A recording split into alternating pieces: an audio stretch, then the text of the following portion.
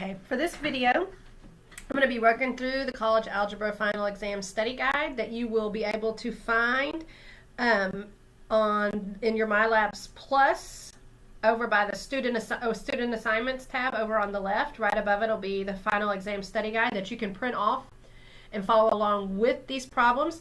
So for each problem, you'll see a number over here to the right, and it is telling you which section number each problem comes from. So you can match that up. For instance, if you're having trouble with number 11, you can go back and look at that kind of problem in Chapter 6, Section 8. Okay, so I'm going to start with number 1. I want you to choose the graph of y equals the absolute value of x minus 6. Now, if you remember the different shapes of the different functions, an absolute value is always going to have a V shape. And this is from that transformation section where right here, this is an outside number. And if you'll remember, the outside numbers shift the graph of this shape up or down, and you go with the sign. So it's going to have a V shape, and it's going to be shifted down 6 for that minus 6. Or if you wanted to, you could simply go to the y equals for absolute value, go over to math, over to number, and it's that first one. It'll say ABS for absolute value. So that gives you the absolute value bars. Put in your x, then arrow to the right to get out of it and do minus 6, and then graph it. And if you'll notice, that matches the graph of B on your test. All right, number 2 says find the function value, find f of 2 when f of x equals 4x squared minus 4x plus 3. So all I'm doing on a problem like this is using this 2 and replacing both of these x's with that 2. So if I do that, I'll have 4 times 2 squared minus 4 times 2 plus 3. And then you can obviously just do that math in your calculator or by hand. 2 squared is 4. So you're left with 4 times 4 to get 16 minus 4 times 2 is 8. Bring down the plus 3. 16 minus 8 is 8. Plus 3 is 11, which is D on your test. Number 3. Number 3 is the picture of this graph, and it wants to know, is this the graph of a function? Well, that is simply using the vertical line test. If you recall, the vertical line test says if you draw a vertical line and it touches your graph more than once, and you'll see that vertical line touches that graph in 2 spots. If the vertical line touches the shape of your graph more than once, it is simply not a function. It can only touch it once to be a function. So number 3 is use the vertical line test, and it tells you no, that particular graph was not a function. All right, number 4 gives me a function, and it tells me to find the domain. The function is f of x equals negative 8 over x minus 2. Now, when we have a rational function like this, or a function that is a fraction, and there is an x in the denominator of this function, that is telling me there's going to be a restriction. There is going to be something that we do not need to plug in for x, because the number that can't be in the denominator of a fraction is 0, which means x minus 2 simply cannot be equal to 0. That would make that function undefined. And then just solve it for that x. So when I add the 2 to both sides, it tells me that x cannot equal 2. So if you look at your choices, choice A says x is a real number and x cannot equal 2. So it would be A. It cannot equal 2. All right, number 5 again, gives you the picture of a graph, and it wants to know the range, which means how far up and down does this graph cover. So I want to start with its lowest point, and the range is always talking about y values. Okay, so let's see. Here is the lowest point of this graph, and here is the highest point. So what I need to do is find the y value of the bottom and then the y value of the top. So what's the y value? What is this lined up with on the y-axis? On the y-axis, it's lined up with -1. And here's the top y value. When I look at where it's lined up with that 4. So it's from, the range is from -1 to 4, which would be the D answer there. Okay, number 6 is graphing an inequality. So first thing I'm going to do is solve this inequality because it's x minus y is greater than -5. The first thing I'm going to do is solve it for y. So I'll need to subtract this x off both sides. Bring down the -y is greater than, now remember these two terms just come down. You can't put them together. They're not like terms. So -x minus 5. Still solving for y, which means I need to divide by -1 on both sides. Everything by -1. So I'll have y. Now, when you divide both sides of an inequality by a negative, which is what I just did, the sign of the inequality turns around. So now it's going to be less than. And then over here I have x plus 5. So now I can punch that into my calculator. And the y equals, so x plus 5, so x plus 5, and then graph it. Now we have to remember that this is an inequality, which means some lines are dashed and some lines are solid.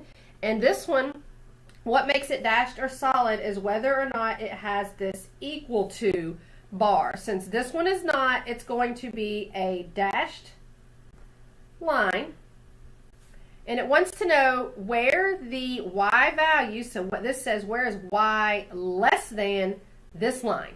Well, where are the y values less than this line? They would be underneath it, so it's shaded below. So if you're looking at your graphs, the one that would match that, so you would look to see they all the ones that whose line goes like this, that matches this line. So not that one. And not that one. Both of those lines go the opposite way. They're going in a negative direction. These both, this one and this one, both match this line. So now I just need to pick which one is shaded below the line since it's less than. So that's why it would be that A choice. All right, number 7 is a word problem. And it says the ladder is resting against a wall. So let's think about what that would look like. If you have a ladder up against the wall, this would be what the ladder would look like. Here's my wall. And there's this distance. So if you'll notice, we're making a right triangle. Okay? So the top of the ladder touches the wall at a height of 6 feet. It doesn't say the ladder is 6 feet. It says it touches the wall at a height of 6 feet. So this side right here is going to be 6. Okay? The next one says, find the length of the ladder if the length is 2 feet more than its distance from the wall. So it's telling me that the length of the ladder, which is this side, is 2 feet longer than this, which means we'll call this side x, and if this is 2 feet longer, this side will be x plus 2. So now let's use our knowledge of right triangles, and the length of a squared plus b squared is going to be equal to c squared, and c is always this line right here. So I'll have, and it doesn't matter which one of these are a and b, so this right here we'll just call it a, so I'll have 6 squared plus this side squared, so x squared is going to be equal to this side squared, which is x plus 2 squared. So now let's look what happens once I FOIL this out, because x plus 2 squared means x plus 2 times itself. So if I FOIL here and distribute x to both of those, x times x is x squared. Your outer is 2x and your inner is 2x. So when you put those together, you have 4x. And then your last 2 times 2 gives you plus 4. So there's my right side. Over here, if I drop down, 6 squared gives me 36. And then drop down that x squared. Now, here's where something very nice happens, because I have x squared on both sides. Now, remember, I can do anything to one side of an equation as long as I do it to the other, which means if I subtract x squared here, I have to do it here. And look what happens. It just gets rid of the x squareds on both sides. So all I'm left with is 36 equals 4x plus 4. So now I'm just solving for x. So subtract the 4 off both sides. So now 36 minus 4 is 32 equals 4x. And then divide by 4. So x equals 32 divided by 4, which is 8. Now, we have to be careful because it wants to find the length of the ladder, which you'll remember is this right here. This is the length of the ladder. What we just found was x. So if this side is 8, what is the length of the ladder? Well, it's whatever our x is, which we know now is 8, plus 2. So the length of the ladder would be 10 feet long, which is the A solution. All right, number 8 is another domain problem. This time the function is a little more complicated. F of x equals x minus 4 over x squared plus 2x. So again, we have a rational function, so we have to be concerned about the denominator. We do not want the denominator to equal 0, which means that's what needs to occur. X squared plus 2x cannot equal 0. So this is a different kind of equation since it's x squared. So this right here, I can pull out an x because these both have an x, so the greatest common factor is x, which leaves me with, if I pull an x out of each of those, I'll be left with x plus 2.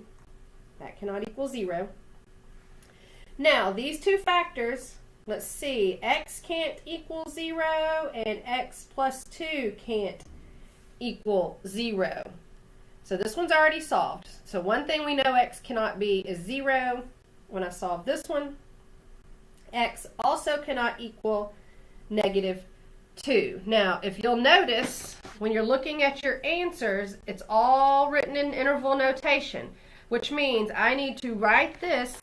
These two things cannot be in my domain. So you always start at negative infinity. Now, which one of these am I going to come up to on the number line first if I'm starting from negative infinity and going up? I'm going to come to the negative 2 first. So negative infinity to negative 2 in union with. Now, I also want to consider all the numbers in between these two. Those are also fine. So anything between negative 2 and 0 is also okay for the domain. And then in union with, I need to remember that now anything above 0 is also okay. So from 0 to infinity. So this is how you would write it in interval notation, that everything but negative 2 and 0 are okay, which would be, it looks like the D solution. All right, number 9 on the test. All right, it gives me a function, f of x equals 7x plus 3, and it wants me to simplify the difference quotient, which is f of x plus h minus f of x over h. So I'm going to substitute this into the difference quotient and then simplify it. So the first thing I need in this difference quotient is the f of x plus h, which just means to write your function wherever you see an x. Instead of writing x, I'm just going to write x plus h. So if I do that, I'll have 7. Well, here's my x. This says I'm supposed to substitute x plus h there. Bring down my plus 3. Minus, so what comes next? The function itself. So what is f of x? It's 7x plus 3. And you want to put that in parentheses because you want to remember you're subtracting all of that. So now let's distribute this 7 to both of those and that minus to both of those. So I have 7x plus 7h. Bring down the plus 3. When I distribute this negative, it'll make that negative 7x. And it'll make this minus 3. Now, you'll notice when you clean up this numerator by combining like terms, this 7x minus 7x will cancel. And this 3 minus 3 will cancel. So all you're left with in the numerator is 7h. And then always the denominator of the difference quotient is h, which now the h's cancel, so all you're left with is 7, which is the B answer. Number 10, again, this is wanting you to graph the function f of x equals the square root of x minus 6. So if you'll recall the shape of a square root function looks like this. Now also remember in the transformation section, inside numbers, which is what this is, shifts the graph left and right. Okay, outside numbers, numbers that would be out here are what shift it up and down. But this one's inside, so it shifts it left and right. And this is the one where you go opposite the sign. So it's actually going, even though it's minus 6, it's going to shift it to the right 6 spaces. So it's this shape shifted to the right 6. So if you're looking at your options, that's the correct shape, but it's been moved down. This is the correct shape and been moved to the right. This one has been moved to the left, and this one has been moved to the left and flipped. So this one right here, the B answer is what you would choose. Again, you'll have your calculator, so if you wanted to just put that into your y equals, the square root is right above this x squared. I don't know if y'all can see that. So right above this x squared is that square root function. So hit second square root. And then underneath the square root, you'll have x minus 6. And then graph it. So again, you'll notice that it's the square root function moved to the right 6. It doesn't look like this one's been moved to the right as far as mine. But if you'll notice, look, this is a 20 right here, which means each of these hash marks is 5. So that's why it looks like it's not shifted as far. It's just their window is bigger than my window. All right, number 11 is talking about the relative maxima and minimum of a function. Okay, so we're talking about where this function changes direction. So that one's going to be the maximum. So let's talk about it first. When you're talking about the maximum and minimums, let's look at what this one's x and y coordinate is. Its x coordinate, since it hasn't gone left or right at all, is 0. Its y coordinate, since it's up 1, is 1. So when you're talking about maximum and minimum, you're talking about the y values. So this one's maximum is at 1. And then you say at x equals whatever that x coordinate is. So the maximum is at 1, at x equals 0. Do the same thing down here for this minimum. Its x coordinate, it's lined up with the 2 on the x-axis and negative 3 on the y-axis. So again, the minimum is the y value. And then at x equals the x coordinate. So the maximum is at 1, where x equals 0. The minimum is at -3 at x equals 2, which is represented in this A. Now, looking at 12, it says, how can the graph of f of x equals negative x minus 8 squared plus 8 be obtained from the original graph of x squared? So let's think about this.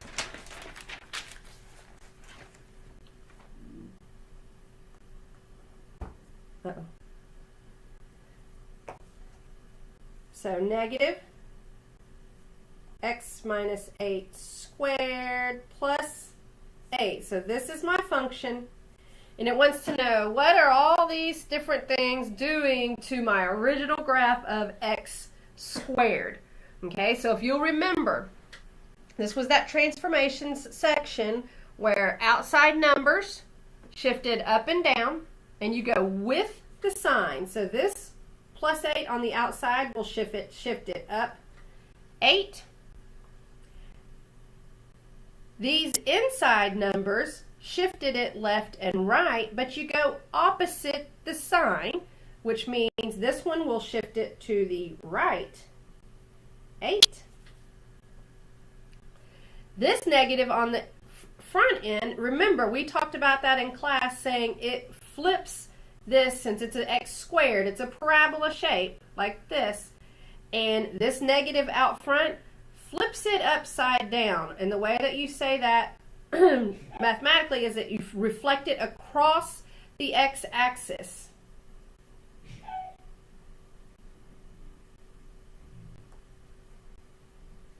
So that's what this negative does. So we need to find the choice that says shifts it right 8, reflects it across the x, and up 8.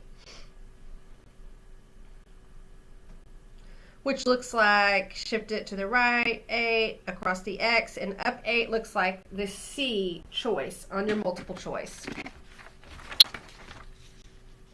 All right, number 13 is to find the zeros. So f of x equals x squared minus 9x plus 4. Now, if you'll remember, in this section, this was where it was very beneficial to have the quad program. Now, I'm going to tell you this. My quad program, if you go here to program, I do not have it. My calculator died, and I don't have the quad program in there right now. But remember, just go to your quad program and enter your A, B, and C. A is the number in front of x squared, which is a 1. B is the number in front of in front of x, which is -9. And C is your constant, which is 4. So that's your A, B, and C in your quad program. Then hit enter, and it will tell you the answer. So you have 9 plus or minus the square root of 65 over 2. Okay? If you didn't have that, then you are going all the way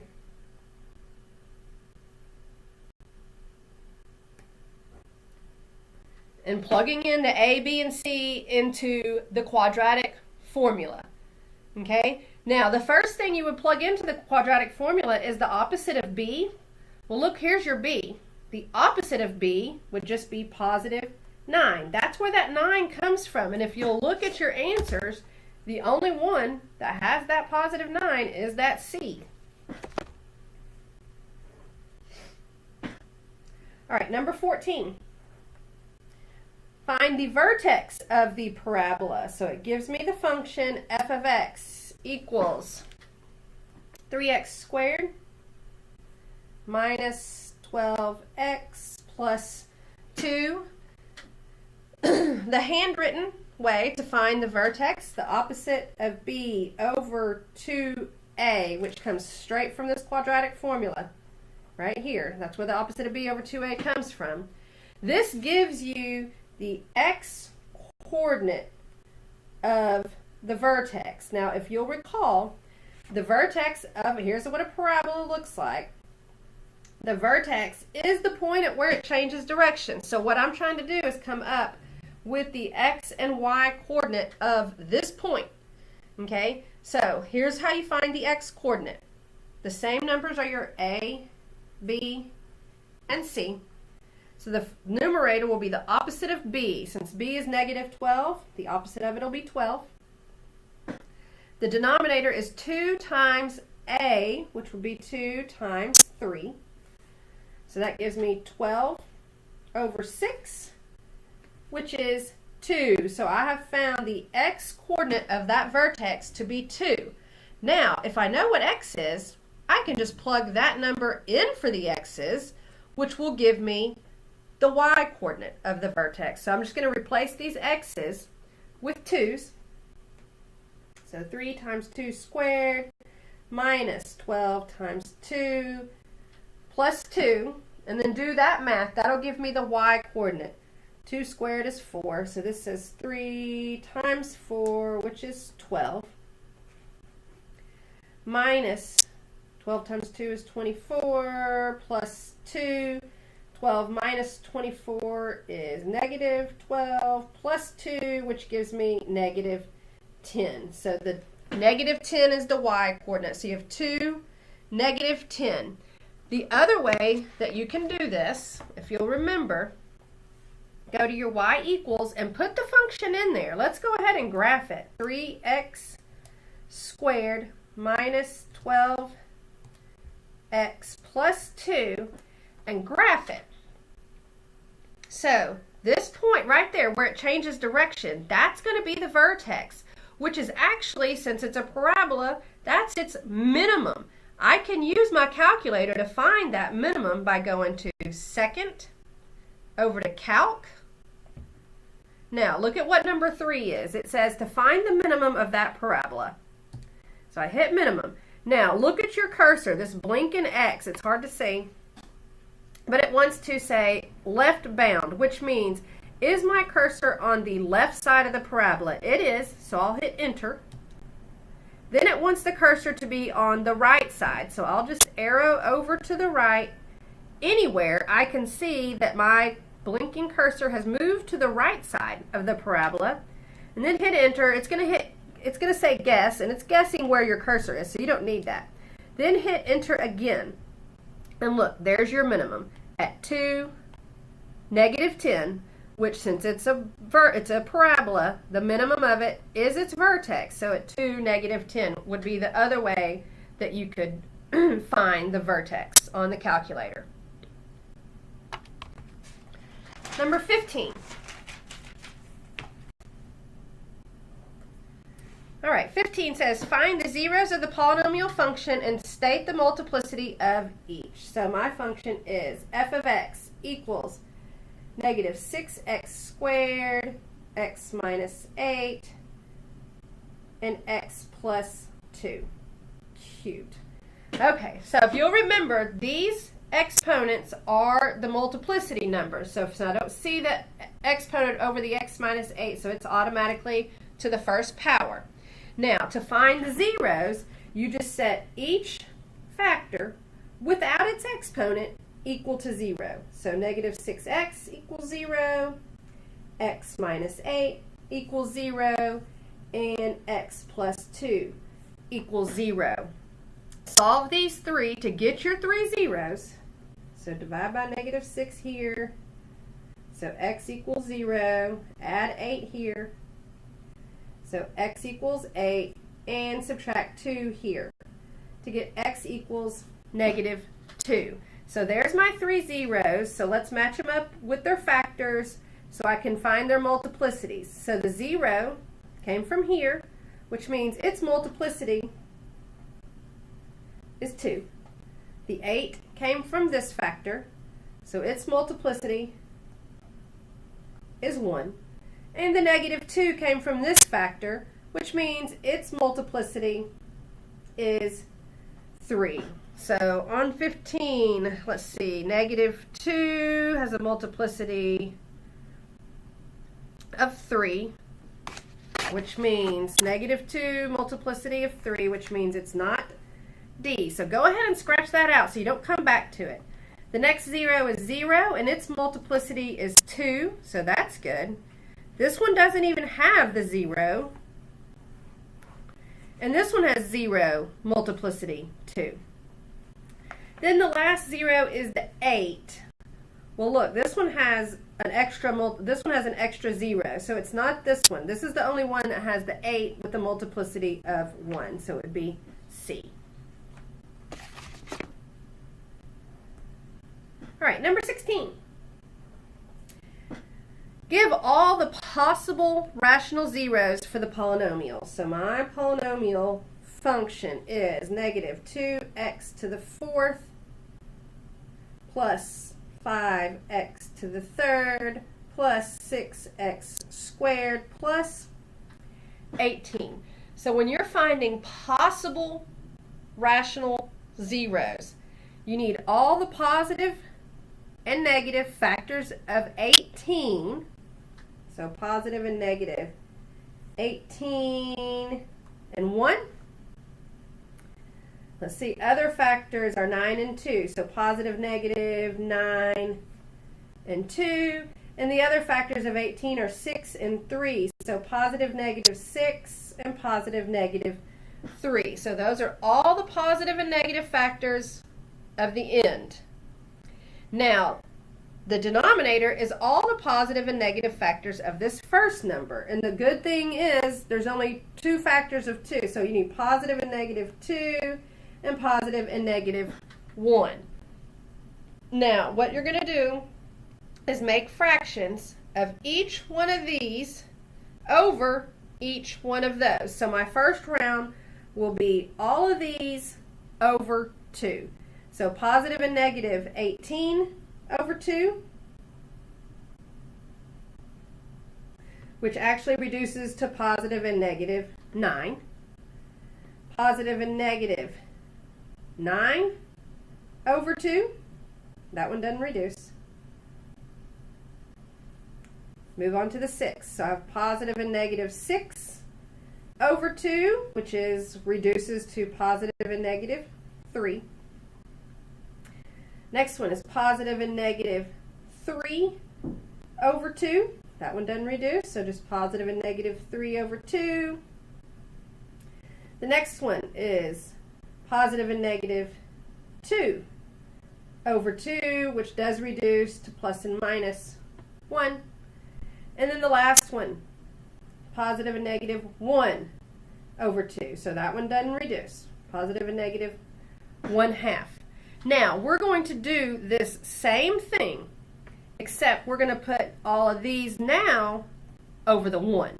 And we don't need to duplicate any of these that we already have. So let's see. Starting with 18, I have positive and negative 18 over 1, which is just plus and minus 18. And I don't already have that. Now, the next one, positive and negative 9 over 1, which is just plus and minus 9, and I actually already have that one, so I don't need to rewrite it. Next one, positive and negative 6 over 1. Do I have plus and minus 6? No, so I need to add that one. All right, moving to my next number over here, positive and negative 3 over 1, which is positive and negative 3, and I do already have that. So again, I don't need to rewrite it. I already have it. The next one, positive and negative 2 over 1. Do I have plus and minus 2 yet? I do not, which means I do need to add that. And then the last one, plus and minus 1 over 1, which is plus and minus 1, which I do already have. So this is what I need to look for my answer. Okay, so again, you'll notice this group is all of these numbers over 2. This group is all of these same numbers over 1. So here's where all of those answers lie. So if you're looking at number 16, it looks like the only one that has all of these in order, so it changes up the order, but the only one that has all of these is B. All right, number 17. Finding vertical asymptotes. So if you have a function, h of x equals x squared minus 100, and the denominator is x minus 9, x plus 4. So if you'll remember, vertical asymptotes are those lines of a graph that are vertical that the graph does not come and touch. So the way you find them, it's just the zeros of the denominator. So I just need to find x minus 9 equals 0 and x plus 4 equals 0 and solve them for x. So this one added 9. So x equals 9 is one vertical asymptote. Here, subtract 4.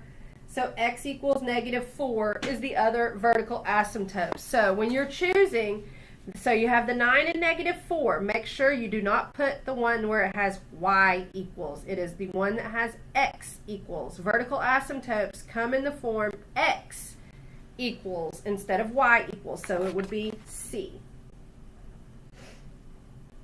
Number 18.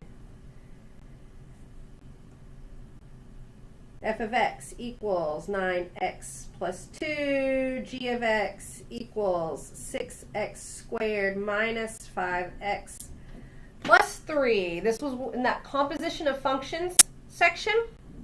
In 9.1, this one wants us to find f of g of 4.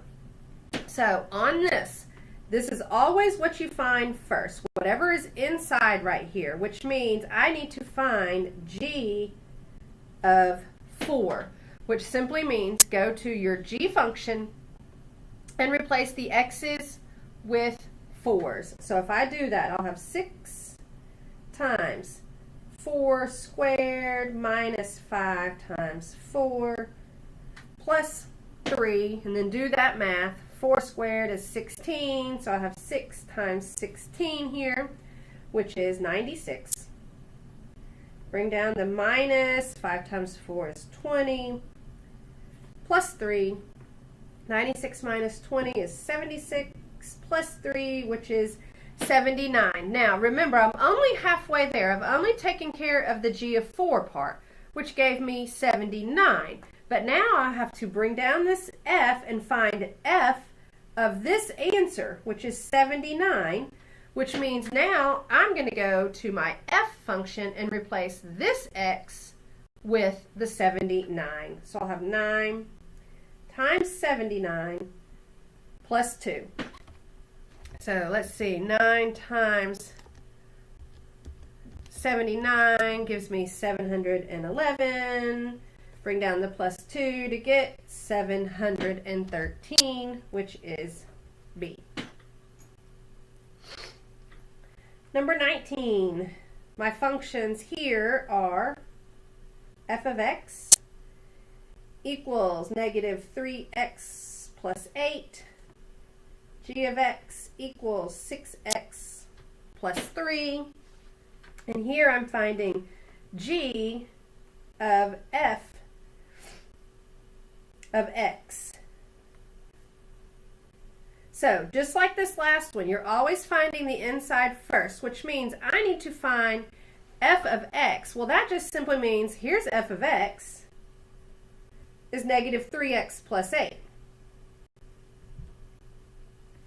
So I have taken care of this part right here, which means now I drop down this g, and I'm finding g of whatever this answer was, which was negative 3x plus 8, which means I go to my g function, and wherever I see the x, I'm just going to put in negative 3x plus 8. So I'll have 6. Instead of x, I'll put negative 3x plus 8. Bring down the plus 3, and then just do this math. 6 times negative 3x is negative 18x. 6 times 8 is plus 48. Bring down that plus 3, and then just combine those like terms at the end. So negative 18x plus 51, which looks like B. All right, number 20. Determine whether the given function is 1-to-1, and then find a formula for the inverse. Well, my function is f of x equals 6x plus 5. It's a linear function, and linear functions are one-to-one, okay? Which means I do need to find the inverse, which when you're finding the inverse, that means to interchange the x and the y.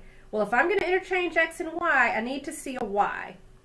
This f of x is the same thing as saying y. So change the f of x to y. So you have y equals 6x plus 5. Now you can interchange the x and the y. So x equals 6y plus 5. And then solve it for y. So get the y by itself. So subtract 5 from both sides. So now you have 6y equals, over here you're left with x minus 5. And then divide by 6. So now you have y equals x minus 5 over 6. X minus 5 over 6, which is C. All right, 21. Again, it's a graph, which means you can actually put this in your y equals. So you have y equals 5. Then go up in your exponent and open your parentheses and do x minus 2 and close it. Now, I don't want to keep typing up in my parentheses, so get out of it by arrowing over and then put in the minus 3.